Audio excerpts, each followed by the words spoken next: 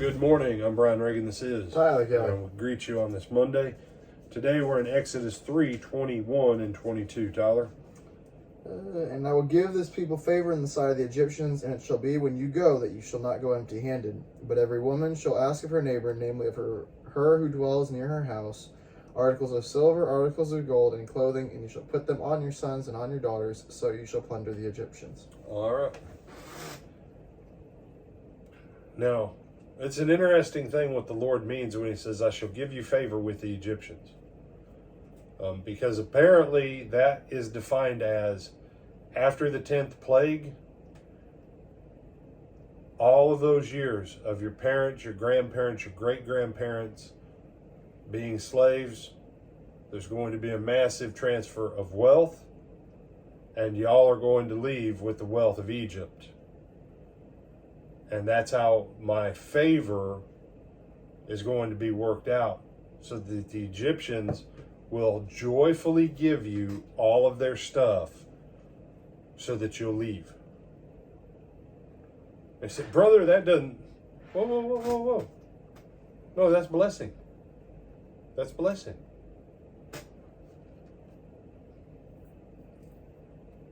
No one left the land of Egypt poor.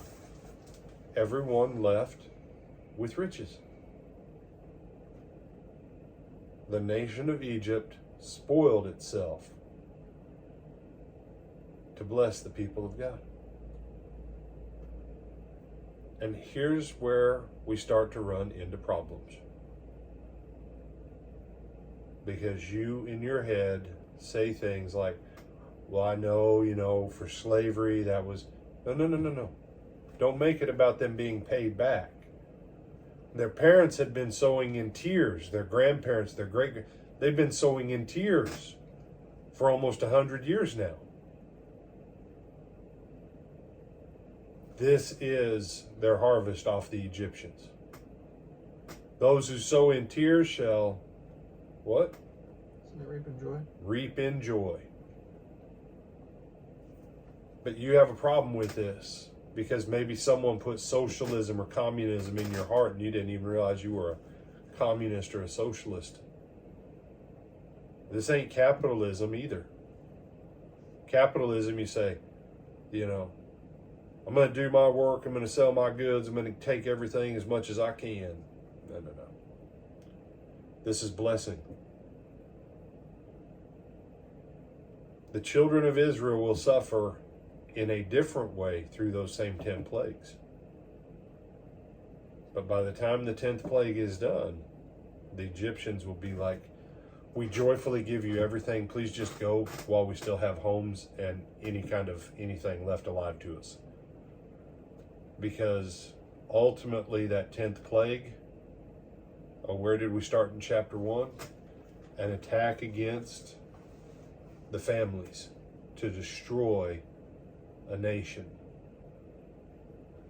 That 80 years later, God comes back and says, you wanted to destroy my firstborn children?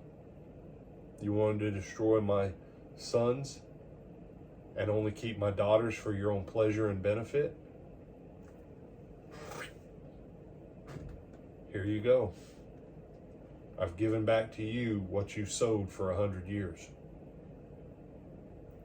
And when they got it,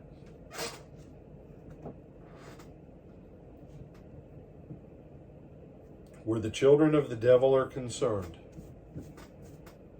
and the Lord decides to transfer the wealth of the wicked to the righteous, it generally means the end of the wicked in that area.